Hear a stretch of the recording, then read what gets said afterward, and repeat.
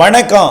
செல்வகுமாரின் முக்கடல் காற்று பற்றிய அறிவிப்பும் இலங்கைக்கான வானிலை ஆய்வறிக்கையும் 2025 பிப்ரவரி 1 சனிக்கிழமை அதிகாலை நிலவர வானிலை பதிவு.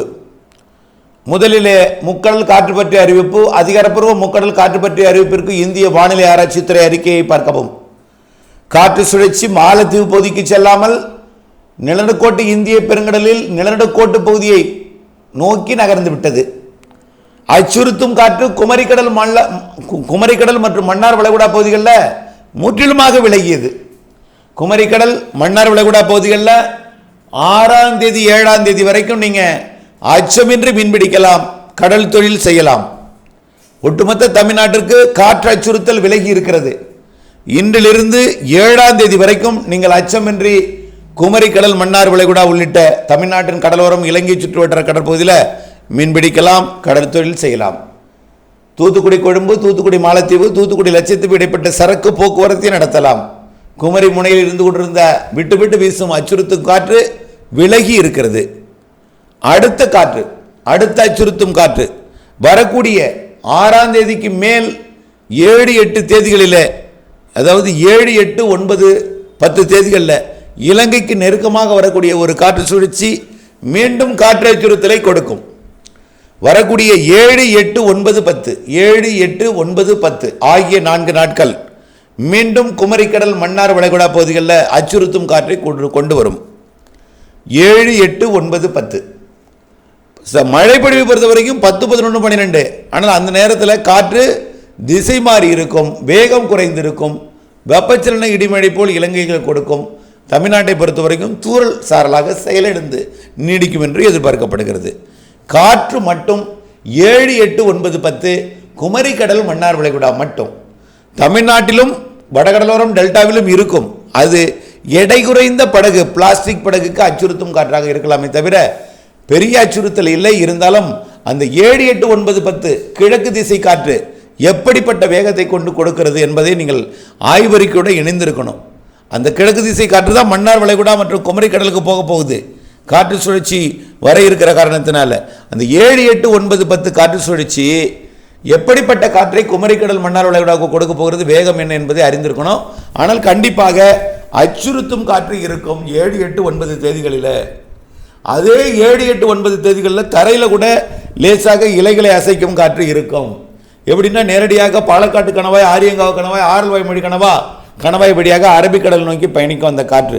இதனால் தரையிலையும் அந்த 7, 8, 9, 10 தேதிகளில், பிப்ரவரி 7, 8, 9 தேதிகளில் தமிழ்நாட்டின் தரைப்பகுதிகளிலையும் மதிய நேரத்தில் டெல்டாவிலையும், உள்ளே மதியத்திலையும், மேற்கே மாலையிலையும், கேரளாவிலே நள்ளிரவிலையும், அரபிக்கடலிலே அதிகாலையிலையும் அந்த காற்று இருக்கும். அதாவது வங்கக்கடலில் காலை நுழையும் காற்று தான் 35 கிலோமீட்டர் வேகத்தில் மேற்கு நோக்கி பயணிக்கும் பொழுது அது கேரள கடற்கரையை அடைவது அது அடுத்த நாள் அதிகாலை ஆகிடும். அதனால தான் ஒவ்வொரு நேரத்தில் காற்று.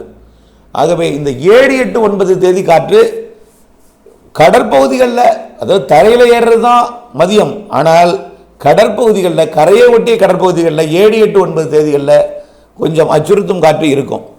அதுக்காக எல்லா படகும் அச்சப்பட தேவையில்லை. எடை குறைந்த படகுக்கு அச்சுறுத்தும் காற்று டெல்டா வடகடலோரத்தை ஒட்டிய கடற்பகுதிகளில், தரையில் கிடையாது, கடற்பகுதிகளில் மன்னார் வளைகுடா குமரிக்கடலில் பெரிய படகுக்குமே அச்சுறுத்தும் காற்று தான். 7, 8, 9, 10 தேதிகளில் பெரிய படகுக்குமே, விசைப்படகுக்குமே, அதே போல் தூத்துக்குடி கொழும்பு, தூத்துக்குடி மாலத்தீவு, தூத்துக்குடி லட்சத்தீவு இடைப்பட்ட பகுதிக்கு இயக்கக்கூடிய பெரிய தோணிக்கு கூட, அந்த சரக்கு போக்குவரத்து வெசல் கூட நீங்கள் அச்சுறுத்தும் காற்று இருக்கும். 7, 8, 9, 10 11லேருந்து மீண்டும் காற்று இருக்காது. 11லேருந்து மீண்டும் 18ஆம் தேதி வரைக்கும் காற்று இருக்காது. ஆகவே ஒரு வாரம் இருக்காது, 2 நாள் இருக்கும், 3 நாள் இருக்கும். அப்படி காற்று, அதுவும் பெரும்பாலும் குமரிக்கடல் மன்னார் வளைகுடாவுக்கு மட்டும்தான் இந்த அச்சுறுத்தல் காற்று என்பது நீங்கள் புரிந்து கொள்ள வேண்டும். அடுத்தபடியாக இலங்கைக்கான வானிலை ஆய்வறிக்கை. இலங்கையை பொறுத்த வரைக்கும் நேற்றைக்கு முன்தினம் பெய்த மழை இலங்கையோட தெற்கு பகுதியில், அதாவது கல்முனை மற்றும் அதனை ஒட்டி உள்ள பகுதி வழியாக நுழைந்த அந்த இடிமழை இலங்கையோட தென் கிழக்கு பகுதியை ஒட்டிய ஹம்மந்தோட்டாவுக்கு வடக்கே உள்ள மலைப்பகுதிகளில் பாதிப்பை ஏற்படுத்தி இருக்கிறது. வீடுகளுக்குள் நீர் புகுந்திருக்கிறது. இன்னும் அந்த புதிதாக ஒரு இடத்துல வெள்ளப்பெருக்கு ஏற்பட்டு அவர்கள் நிவாரண முகாமில் தங்கியிருப்பதை அறிய முடிகிறது. இது நேற்று முடிஞ்சிடும். இன்றைக்கெல்லாம் மழை விலகிட்டுங்க. காரணம் அது மாலத்தீவு பகுதி கூட போகலை, நிலநடுக்கோட்டுக்கு பகுதியை நோக்கி விலகி போன காரணத்தினால இலங்கைக்கு ஏறும் காற்று கூட குளிர்காற்று தான். இலங்கையில் ஏறுவது கூட குளிர்காற்று தான். ஆனால் தமிழ்நாட்டின் தென் மாவட்டங்களுக்கு கொடுக்கும் அந்த தூறல் மழைப்பொழிவு போல இலங்கைக்கும் தூறல் மழைப்பொழிவு ஆங்காங்கே மதியத்தில் கொடுக்கும். தூறல் நனைக்கும் மழைப்பொழிவுகள் இன்றைக்கு இருக்கும். அது மிரட்டு வானிலை மட்டும்தான். ஏற்கனவே வெள்ளத்தால் பாதிக்கப்பட்டு நிவாரண முகாமில் தங்கியிருக்கக்கூடிய இலங்கை மக்களோ அல்லது நேற்று முன்தினம் பெய்த மழையால் ஒரு சில கிராமங்களில் இருந்து நிவாரண முகாமில் தங்கியிருக்கக்கூடிய மக்களோ அறுவடை பாதித்து அறுவடை தண்ணீர் வடியட்டும் பிறகு அறுவடை செய்யலாம் என்று காத்து கொண்டிருக்கூடிய விவசாய மக்களோ அணைகளிலிருந்து திறக்கப்பட்ட நீர் படிப்படியாக குறைந்து கொண்டிருக்கிற நிலையில் புதிய தூறல் அச்சுறுத்தலை கொடுக்கும் என்பதனால் அச்சப்பட தேவையில்லை. பெரும்பாலும் நேற்றைக்கு முன்தினம் இருந்த வானிலை விட இன்றைக்கு மழை வானிலை என்பது மிக குறைவு, தூறல் தான், அதுவும் பரவலாக இருக்காது. இனிமேல் இலங்கைக்கு ஒரு மழைன்னு சொன்னீங்கன்னா பெரிதாக தெரியவில்லை. ஆனால் நனைக்கும் மழைப்பொழிவுகள் தூறல் நனைப்பொழிவுகள் இருக்கும். அடுத்த தூறல் மழைப்பொழிவு 6, 7, 8. அடுத்த தூறல் மழைப்பொழிவு 10, 11, 12 இலங்கையை பொறுத்த வரைக்கும். அதற்கு அடுத்த தூறல் மழைப்பொழிவு 21, 22, 23ஆம் தேதி பிப்ரவரி. அதற்கடுத்து தூறல் மழைப்பொழிவு நனைக்கும் மழைப்பொழிவு லேசான மிதமான மழைப்பொழிவாக கூட மாறலாம். மார்ச் முதல் வார மழை அது இப்போ பிப்ரவரி 20 தேதி கூட லேசான மிதமான மழையாக மாறலாம். ஆனால் இப்பொழுது ஆய்வறிக்கையில் பார்த்தீங்கன்னா தூறல் மழையாக தான் தெரியுது.